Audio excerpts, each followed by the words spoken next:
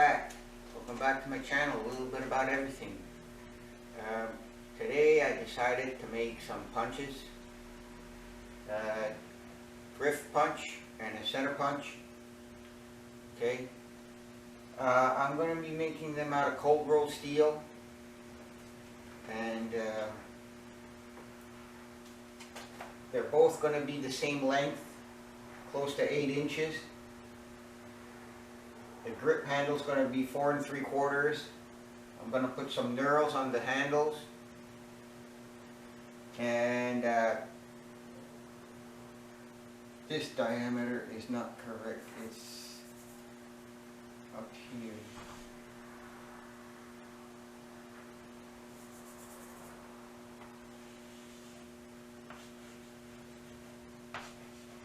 Okay. So the knurl, the outer knurl is going to be 3/4 of an inch approximate. It's nothing, it's not a fit tool or anything. You just want a grip on your chisel, right? Or your punch. And a little chamfer on both ends. Like I said, a drift punch and a center punch. I'm going to hold this one between centers. And when it's machining, it's probably going to end up like something like this, right, with the center.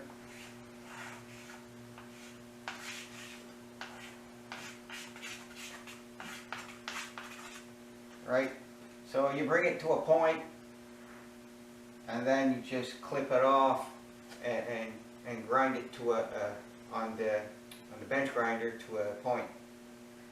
Okay. And that's pretty much it. So let's get on with it.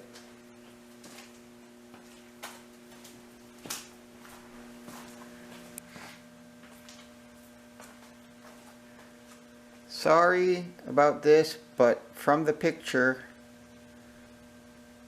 it's going to be 9/16 OD at the knurl and 1/2 inch at the rest. I only have 5/8 stock, and I would have needed 7/8 stock to actually get that 3/4 of an inch machined out of it, right? So new dimensions, 9/16 OD at the knurl.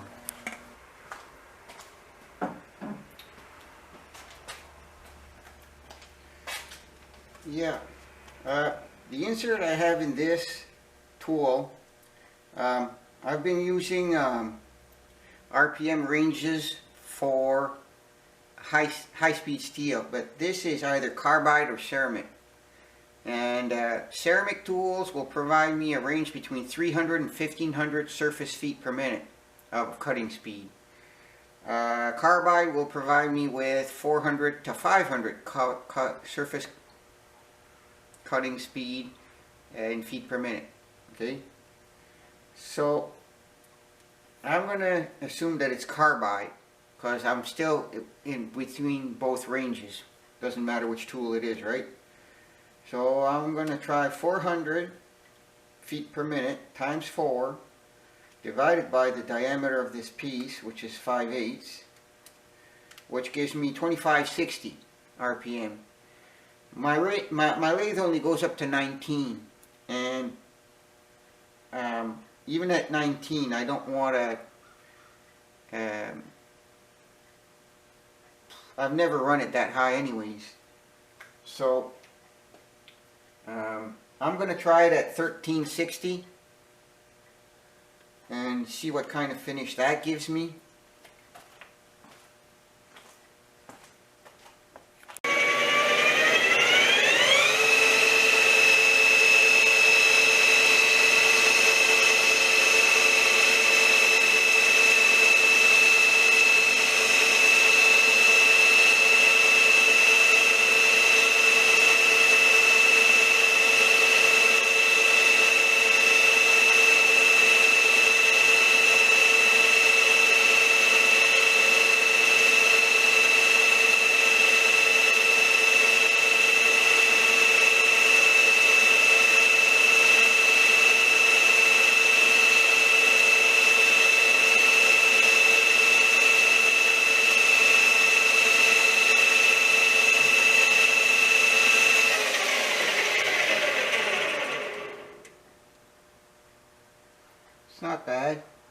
good finish.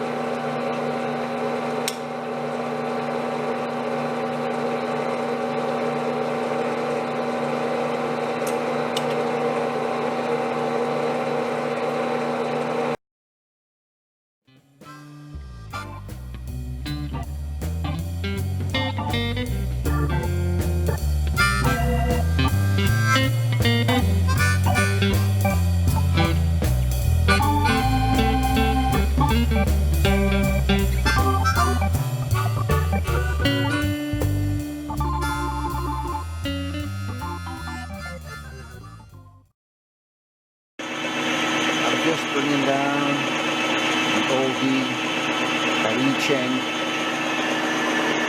of the knurls. That's what I'm doing right now. And since it's half an inch, I gotta go down another plow.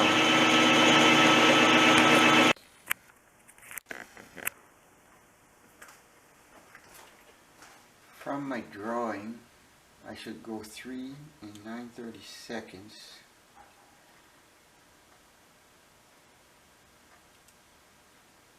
3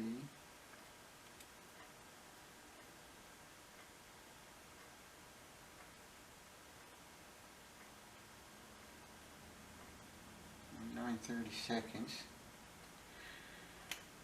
I'm going to mark off, well actually I'm just going to bring my tool close to that position and say it's 0. I'm going to call that my 0.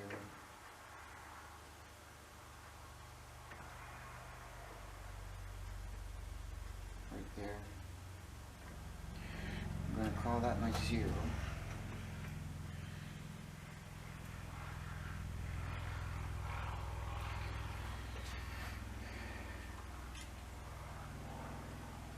And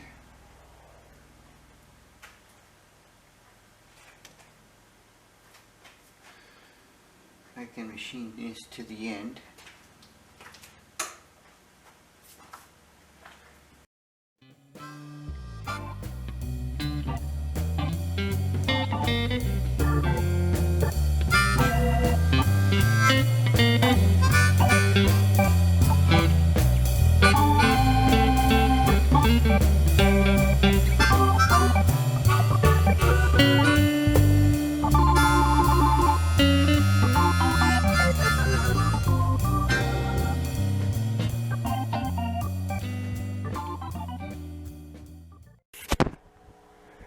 This is a piece of, as you can tell, there's threads on that end, right?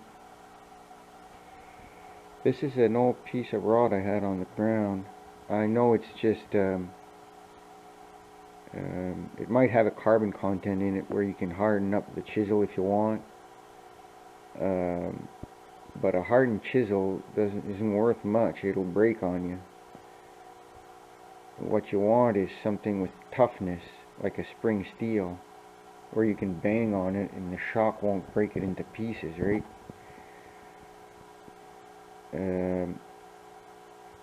I left this overnight because I wanted it to cool down.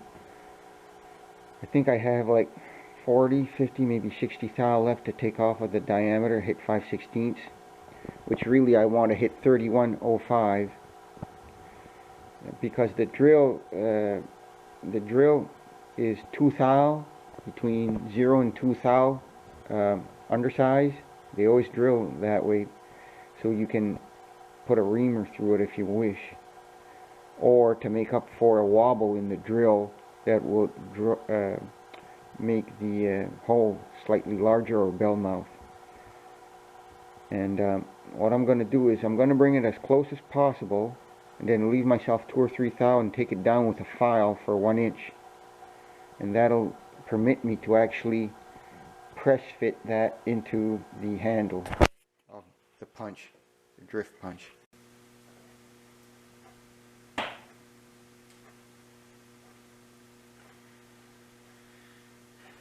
115, I'm 4 over.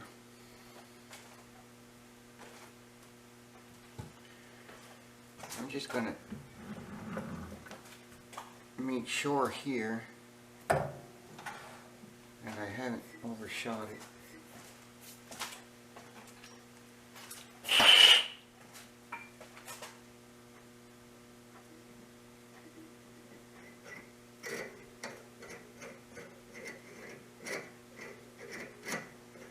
For some reason, I did.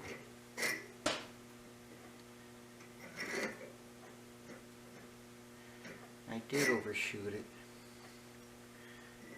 This hole must have been bell mouth.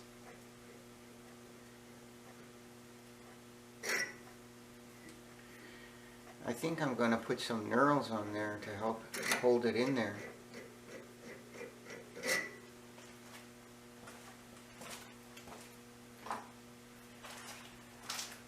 That's the only alternative I have, unless I make another one, which I don't want to.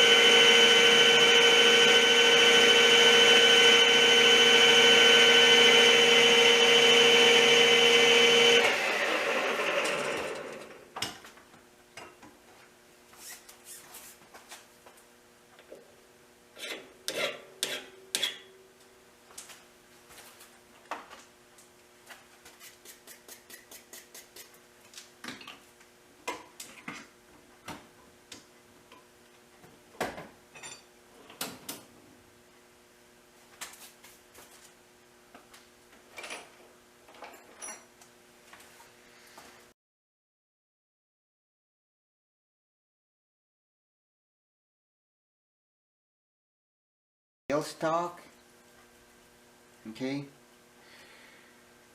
this should be rounded off because you're going to be bringing your piece at an angle, so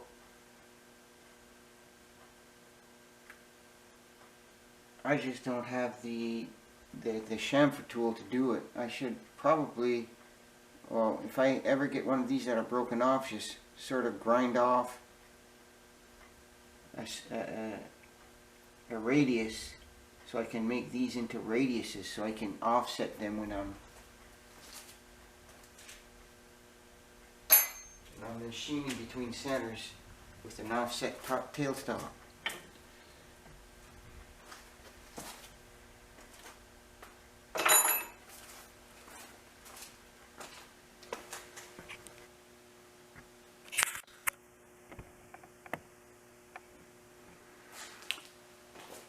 These are the calculations for the tailstock offset. For some people this might be not so clear.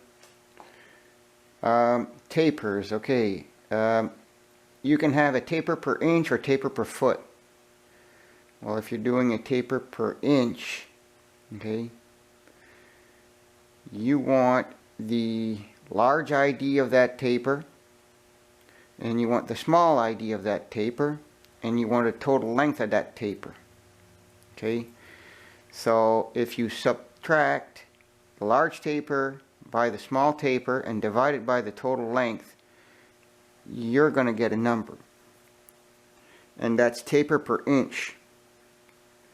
For every inch, that's how much you are increasing.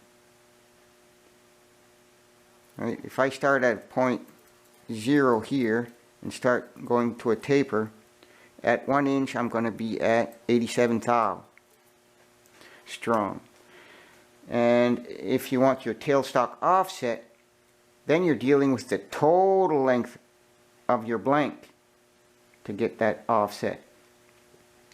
Right? So tailstock offset is taper per inch times total length of your blank divided in half. So my blank was 9.5 inches. Divided in half, I get almost half an inch tailstock offset. 416,000.5 tenths and so forth. The metric conversion is going to be times 25.4. That's how many millimeters you have in an inch. And the reason why I convert it to millimeters is because I have a graduated scale in my tailstock that is set in millimeters. So I need the millimeters conversion. Okay? And that's the tailstock. And that's what I'm talking about. This scale is graduated in millimeters. Now, I could actually put a dial indicator here and offset it. I could do that. Or I can use this.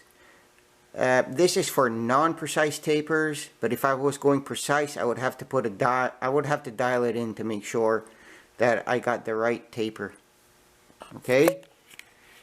So next I'm going to set up to machine between centers. So that's the view in behind my tailstock.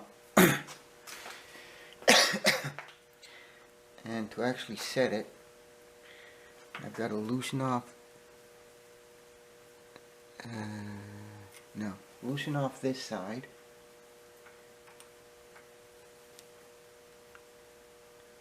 Bring that over to 10. How much did I say? 10? 10.5. Okay. If I type down on this, I'm at 2, I'm at 3.5. Well, after tinkering with it, I got it up to almost 9.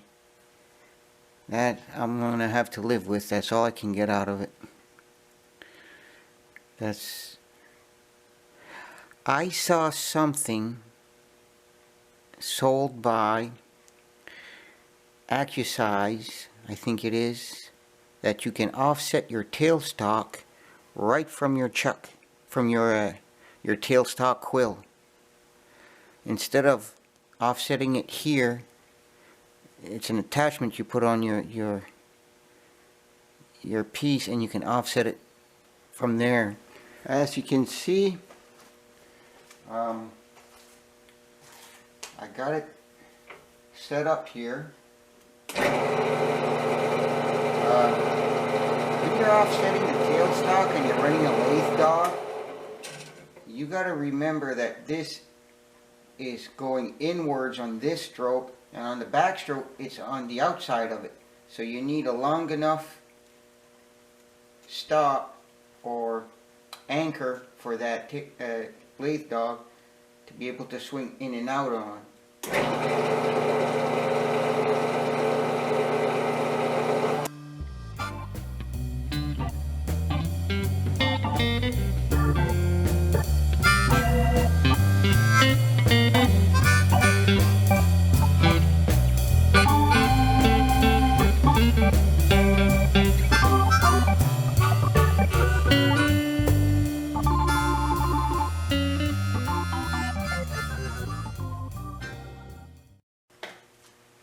I said 3.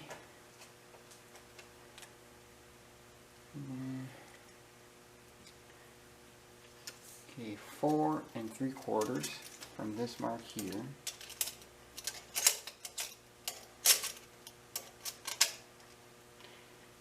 Just gonna put some Sharpie here. And I might use my caliper to scribe it. I guess I'm going to go for the precise method.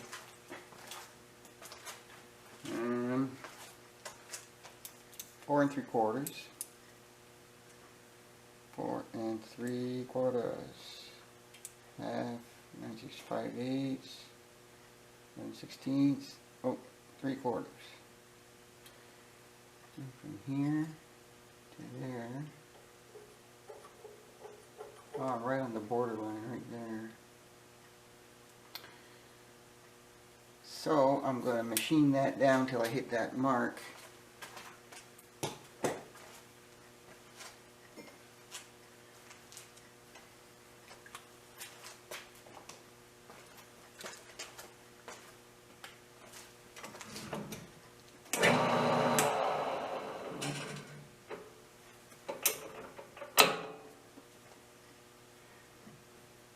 Take the backlash out of it.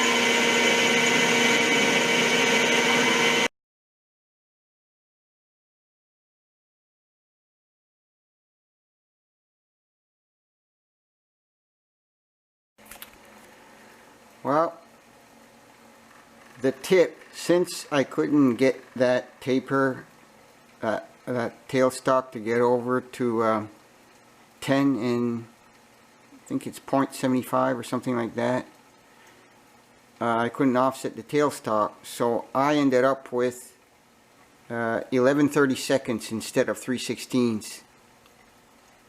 It makes a pretty big tip for a pointed chisel, but that's all I could get on the tailstock. There's the completed piece.